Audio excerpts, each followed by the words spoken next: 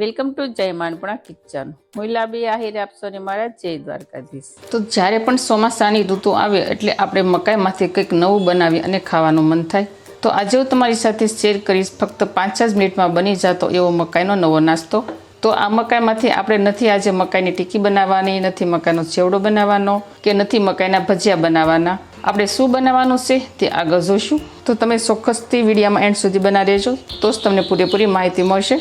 તો તેના માટે અહીંયા અમે લીધી છે 700 ગ્રામ અમેરિકન મકાઈ. તો મકાઈને હવે આપણે આ રીતે ઝીણી કટ કરી લઈશું.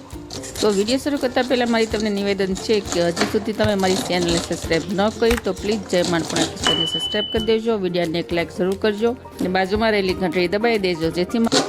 તો અહીંયા આપણે ત્રણેય મકાઈને કટ કરી નાખી છે. તો હવે આ મકાઈને થોડી મિક્સર જારમાં એડ કરી અને સરસ રીતે ગ્રાઇન્ડ કરી નાખીશું. તો જો તાજી મકાઈ હશે તો તમારે પાણી એડ કરવાની બિલકુલ નહીં જરૂર પડે, અને 2-3 દિવસની વાસી હશે તો તમારે 1 ચમચી જેટલું પાણી એડ કરવાનું. તો હવે આપણે મકાઈને સરસ રીતે ગ્રાઇન્ડ કરી લઈશું. તો જુઓ અહીંયા આપણી મકાઈ સરસ ગ્રાઇન્ડ થઈ ગઈ છે. આમાં મેં બિલકુલ પાણી એડ નથી કર્યું. તો ગ્રાઇન્ડ કરેલી મકાઈને આપણે એક બાઉલમાં એડ કરી દઈશું. તો હવે આપણે સેમ પ્રોસેસથી બાકીની મકાઈ પણ ગ્રાઇન્ડ કરી લઈશું સરસ રીતે. તો અહીંયા આપણે મકાઈને સરસ રીતે ગ્રાઇન્ડ કરી નાખી છે. હવે આપણે આગળની પ્રોસેસ કરીશું. તો તેના માટે અહીંયા મેં લીધું છે બી કાઢેલું એક ટમેટું. ટમેટાની અંદરથી આપણે બી અલગ કરી નાખવાના છે. તો સૌથી પહેલાં આપણે ટમેટું કટ કરી લઈશું. તો ટમેટાને આપણે આ રીતે ઝીણા ટુકડા કરી નાખીશું. તો મકાઈના પેસ્ટની અંદર આપણે એડ કરી દઈશું ટમાટા. તો હવે આ ત્રણેય વસ્તુને આપણે સોપર મશીનમાં સોપ કરી નાખીશું.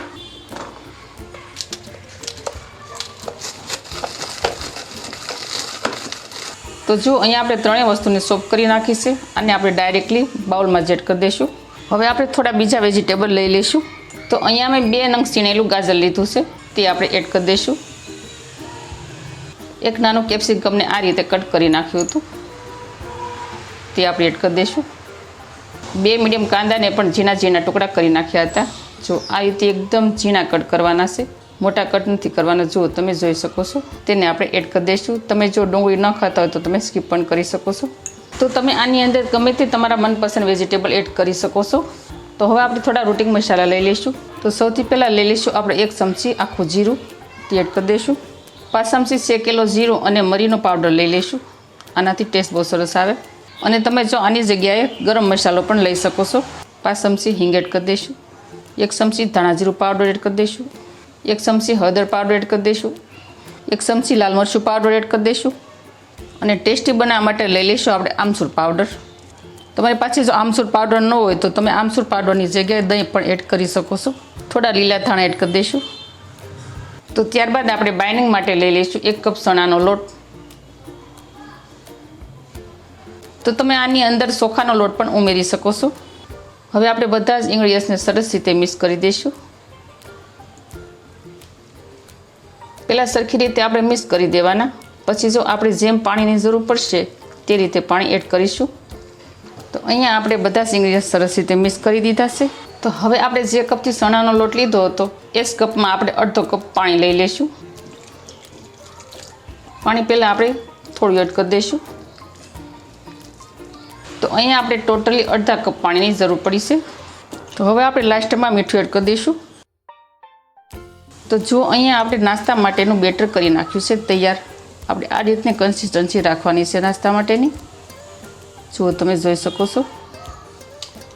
તો હવે આ બેટરની અંદર આપણે ઉપરથી થોડું ચીઝ ખમણી લઈશું. તો ચીઝ નાના મોટા બધાને ખૂબ પસંદ હોય છે. તમને પસંદ હોય તો એડ કરવાનું, નહીં તો તમે સ્કીપ પણ કરી શકો છો. તો હવે આને અત્યારે આપણે સાઈડમાં રાખી દઈશું અને નાસ્તા માટેની આપણે ચટણી તૈયાર કરી લઈશું. તો ચટણી માટે આપણે થોડા લીલા ધાણા એડ કરી દઈશું. 1 નંગ ટમેટાના ટુકડા, થોડા કાચા સિંગદાણા, 15 જેટલી લસણની કળી, 1 તીખું મરચું અને 3 તીખી મરચી અને 1 ટુકડો આદુનો. આ બધી વસ્તુ આપણે મિક્સર જારમાં એડ કરી દઈશું. 2 ચમચી જેટલું દહીં એડ કરી દઈશું. થોડું મીઠું એડ કરી દઈશું. અડધી ચમચી જેટલી ખાંડ એડ કરી દઈશું.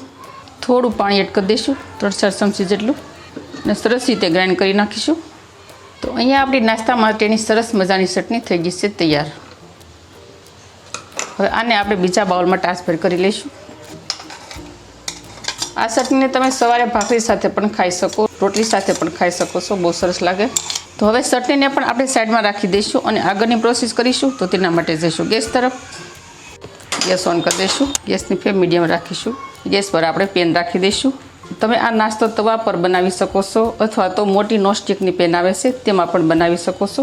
અત્યારે હું નાની નોનસ્ટિકની પેનમાં બનાવી રહી છું. પેનની અંદર આપણે થોડું તેલ એડ કરી દઈશું. તો આ નાસ્તો એકદમ ઓઇલ ફ્રી બની અને તૈયાર થાય છે અને એકદમ હેલ્થી પણ બનીને તૈયાર થાય છે.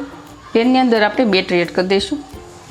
તમારે જે પ્રમાણે થિકનેસ રાખવાની હોય તે પ્રમાણે તમે બેટર લઈ શકો છો.